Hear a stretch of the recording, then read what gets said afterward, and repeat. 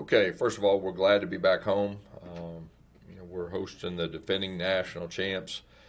We've had three really consecutive tough losses. You look back at 2017, we went up 20 to nothing. They had a big punt return, got the momentum, losing that game. You think about 2018, we were up the whole game here at home.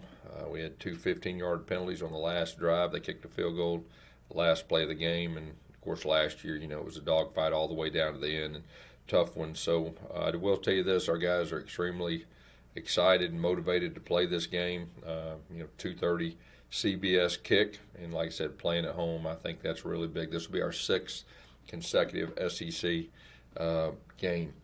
You look at LSU and you see a team that each week has improved and probably played their best game. Overall, they got a bunch of new guys like we do, and you can tell they're improving. And of course, for us, last week was a really big road win. Real proud of our guys that the way that they won, they found a way to win, and I think 3 out of the 4 close games, our guys have found a way to win, which I really think is going to help us moving forward. Questions? Our first question is from Steve Moulton. Coach, if you could comment on what you saw out of the LSU quarterback last week, JT Finley, and really what you guys are anticipating, because at least from Coach Orgeron, he's kind of up in the air as to who the quarterback will be. Yeah, well, first of all, I was very impressed with the young guy. They ran the football, and he made some really good throws, some in really tight coverage. So, but the big thing is they were able to run the football successfully with him playing quarterback. What kind of improvement did you see out of your team from South Carolina to Ole Miss, Coach? Yeah, I think it was just the overall, kind of getting back to playing good old hard-nosed Auburn football was the big thing. On the sidelines, our guys were really picking each other up. We handled adversity extremely well. And like I said, just that feeling on the sideline that, our guys felt like we were going to win the whole game no matter what the score was and the circumstances. So that was really what I took, from last week. Tom Green is next. Gus, last night the SEC came out and said that kickoff late in the game should have been reviewed. I guess that's twice in the last 3 games that the SEC's had to come out after the fact about a play that happened in the game. Just what do you think about this perception that you guys have gotten some fortunate breaks, or people discrediting that this team is 3-2 right now because of those? Yeah, I mean, we had a kickoff return call back that was a tough one. So that's just the way it goes, and, we won the game. Next is Mark Murphy. Yes, what can you guys do to improve the pass rush in the second half of the season? Well, that's one of the things that we've talked about the last, 2 weeks, and we got to continue to build upon that and, make quarterbacks uncomfortable. That's going to be a big factor, this second part of the season to help our defensive backs out. It looks like Colby Wooden's making a lot of progress. Are there any other young guys that could do that too? Yeah, I think it's really all the above. And, of course, Big Cat, obviously, I think he's getting healthier, which, is a definite plus too. Thanks. Next is Jordan Hill. Yes, I wanted to ask about Colby right now. He's leading the SEC in tackles for loss. Just how important has his emergence up front been this year? Yeah. Well, it's been huge. He's a tough guy too, and just you can see him improving each week. He uses his hands extremely well. He understands blocking schemes. He's just improving each week, and that's what we got to have. J.G. Tate is next. Yeah, Gus, as a percentage of your runs, you've been gapping more these last couple games, and you've been having some good success out of that. Tell me kind of why you go that direction. Are your guys getting better at that through repping, or how does that work? Yeah, I think really I think it's all above what you just said. I think to be a good run team, you got to have zone and gap, to slow the linebackers down and everything that goes with it. And then, if you're facing a team that likes to pressure, a lot of times gap's better than zone. So, it's just a matter of being able to do both when the time calls upon, and then you got to figure out too, your opponent, and what's the best to do versus the opponent. So, but I've always believed you got to have both. Justin Ferguson's next. Hey guys, did you feel like Bo looked a lot more comfortable in that game on Saturday, especially early? You know, he had that early interception against South Carolina, kind of changed the game there. Did you just feel like he was kind of locked in from the beginning? Because that's what it looked like from us. Yeah, there's no doubt he was definitely locked in, and and we were able to run the football, and I think that helps everything. That's all the above. Helps the line, helps the quarterback, helps the receivers, and that's Auburn football, and that's what we talked about going in, and our guys did a good job of that. And I think for the third week in a row, we've rushed for 200 yards, and just got to keep building upon that, and that'll help everyone. How much does it help when Bo gets involved in the running game as much as he did in the Ole Miss game? Yeah, anytime your quarterback can be a run threat, it opens up for the running back and just kind of makes one more stress, especially on the perimeter, and makes him play a little more honest. So, I think his ability to get the ball on the edge, has been really good, the last couple weeks. Steve Moulton has a follow-up.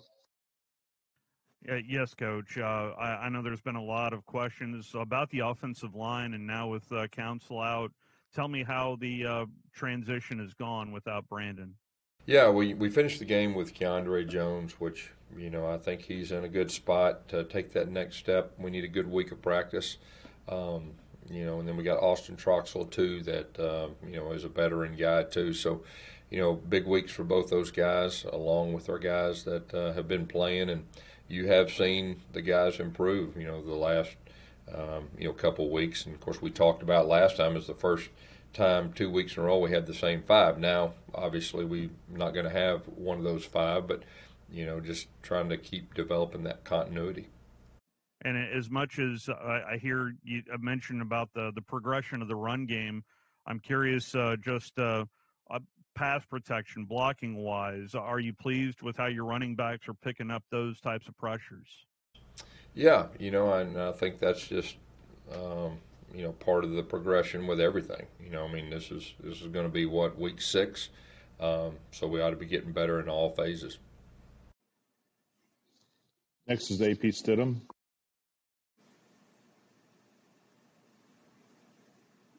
Yes, good morning, Coach.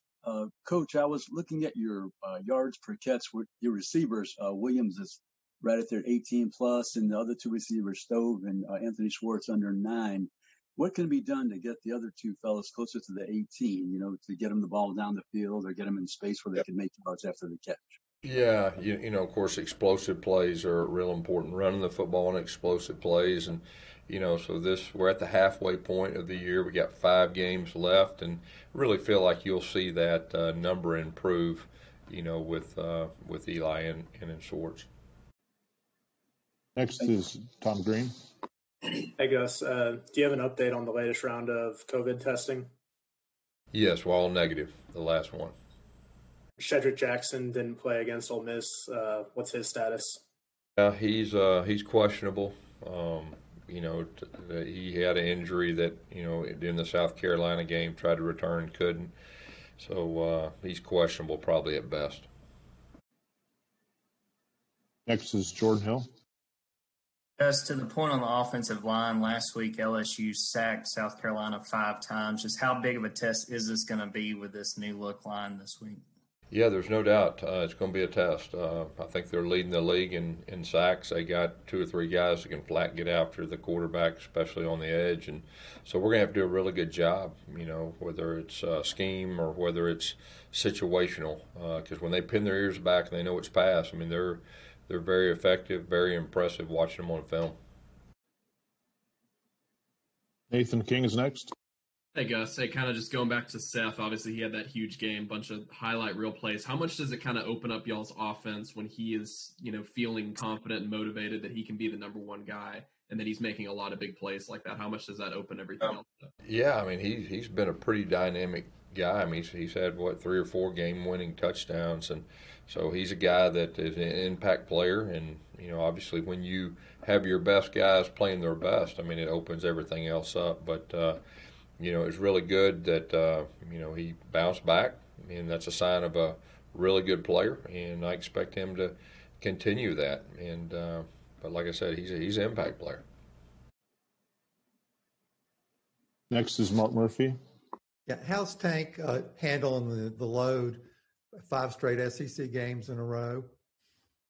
I think he's handled it pretty well. Of course, obviously with the addition of getting Shivers back, I thought it was a really good 1-2 punch. Both of them are running extremely hard. Both of them have breakaway speed. They can both break tackles, and so I think those guys are settling down. Like I said, DJ Williams got a little banged up on the one carry that he had, so hopefully he'll be okay. Mark Anthony Richards is a guy that each week has improved and starting to play more in special teams. So, just keep developing those other guys. Thanks. I have a follow-up from J.G. Tate. Yeah, Gus, when you signed Pegues, man, I thought he was kind of a sideshow, just like a 300-pound H-back. Who could run, obviously. But he damn near killed a guy in this Ole Miss game on kind of doing a split zone situation. Talk about his development and the way he's kind of becoming the player that you really need at that position this year. Yeah, he's getting more comfortable with the offense, and so I think, like we talked about on Sunday, you'll see him be more of a bigger factor moving forward. He's got really good hands. You saw the run he made in the Wildcat, a couple weeks ago, and he's an enforcer as far as blocking. That one was a split zone that was really good. So he's a guy that you'll see more of the last half of the season. We have time for a few more. Our first one is from Justin Ferguson.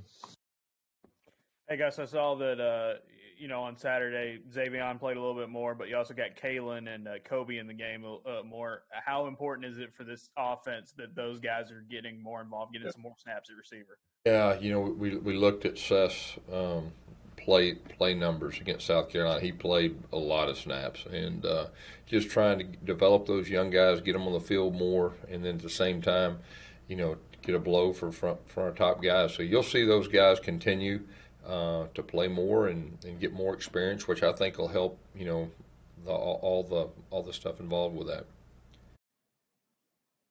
Our last one today is a follow-up from Steve Moulton.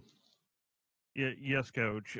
Coach Ogeron mentioned about simplifying the defense there at LSU. I'm wondering maybe what you've seen specifically out of LSU the last couple of games.